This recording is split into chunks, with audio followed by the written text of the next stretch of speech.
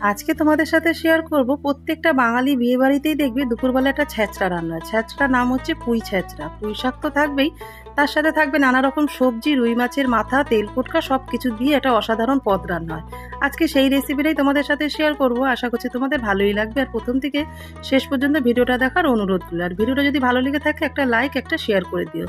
দেখতেই পেলে হাতের কাছে সব কিছু গুছিয়ে নিয়েছি। কড়াইতে তেল দিয়ে দিলাম, দিয়ে রুই মাছের মাথাগুলোকে লাল লাল করে ভেজে তুলে নিয়ে ওই কড়াইয়ের মধ্যে আরও কিছুটা তেল দিয়ে দিলাম, দিয়ে তার মধ্যে ফোড়নে দিলাম 5 ফোড়ন, তেজপাতা, শুকনো লঙ্কা। একটু যেই ভাজা ভাজা হয়ে এসছে তারপর দুটো বড় সাইজের পেঁয়াজ কুচি, আদা রসুন বাটা, কাঁচা লঙ্কা বাটা দিয়ে ভালো করে মশলাটাকে কষিয়ে নিয়ে কেটে রাখা যে সবজিগুলো সেগুলোকে দিয়ে ভালো করে কষাতে হবে। তারপর একটা গুঁড়ো মশলা অ্যাড করেছি, ভাজা জিরে, ধনে, হলুদ, নুন, লঙ্কার গুঁড়ো দিয়ে ভালো করে কষিয়ে নিয়ে পাতাটাকে দিয়ে দিতে হবে। দিয়ে ঢেকে ঢেকে করলেই, নামানোর আগে একটু মিষ্টি দিয়ে দিলেই ব্যাস রেডি হয়ে যাবে বিয়েবাড়ির স্টাইলে পুঁই ছ্যাঁচড়া। রেসিপিটা তোমাদের কেমন লাগলো অবশ্য কমেন্টে